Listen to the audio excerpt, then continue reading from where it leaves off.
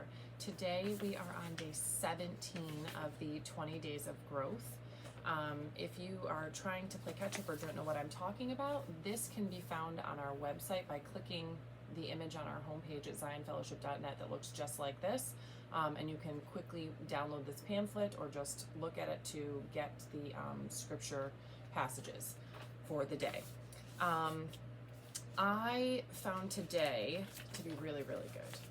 Not that there's been any bad days in this 20 days of growth, but it brings us to Ephesians 5:22 through 33, which I think that for a lot of us, we could probably just skim over the surface of it and say, yep, it's about marriage and how marriage, the representation of the husband and wife relationship is representative of Christ in the church.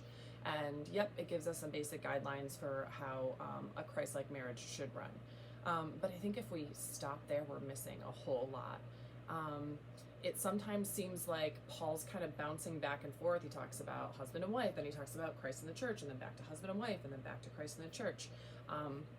But I think if we skip to verse 25, it says, "Husbands, love your wives just as Christ also loved the church and gave himself for her." And that last part, gave himself for her. Christ lowered himself because he could have been sitting in heaven living his best life, but instead chose to be obedient to God and came down to earth and ultimately gave up his life for the church, for you, for me, for everybody else. But he didn't really stop there. He then talks about how he draws the church closer to him, cleansing and sanctifying her in verses 26 and 27. It says that he might sanctify and cleanse her with the washing of water by the word, that he might present her to himself a glorious church, not having a spot or wrinkle or any such thing, but that she should be holy and without blemish. And I think the sort of little blurb prayer that's here today says, when I accept Jesus, I accept his mission, his cause, and his bride. My life is expanded, not restricted, as I obey and submit to his leadership and authority. He is building and purifying his church, his people, and I want to be in on that. It kind of reminded me of this lesson that was in our pre-K and kindergarten class and kids church maybe a month or two ago. I was teaching in the pre-K kindergarten class that day, and it was about the 10 Commandments that God gave us to sort of as a foundation to build our Christian life on. And I was having this discussion with the kids about what are some rules in your house. And, we got like, oh, we're not supposed to hit our brothers or sisters, or we're supposed to talk nice, or we're supposed to brush our teeth before we go to bed, or we have to wash our hands after we go to the bathroom or before we eat dinner. And the discussion went on from there into, why do your mom and dad have those rules? And not one of the kids said, because my mom is really mean or my dad is just grumpy.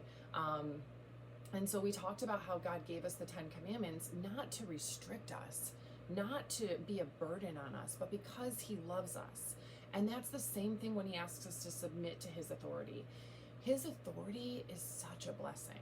It's this covering over us that if I am walking in obedience to the Lord and I'm submitting to the Lord, I'm covered. I'm good.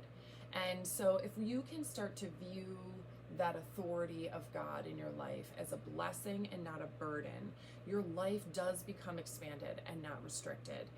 And it helps the way we view the church and other people. No church on this entire earth is perfect because it's full of imperfect people, including myself. None of us have it all together all of the time. All of us sin. All of us do things we shouldn't do. And I think when we can look at each other with the brotherly love that is talked about in the last bit of scripture that is referenced today, which is in Hebrews 13, 1 through 6. Let brotherly love continue. Do not forget to entertain strangers, for by so doing, some have unwittingly entertained angels. Remember the prisoners as if chained with them, those who are mistreated, since you yourselves are in the body also. Marriage is honorable among all, and the bed undefiled, but fornicators and adulterers God will judge. Let your conduct be without covetousness, Be content with such things as you have, for he himself has said, I will never leave you nor forsake you.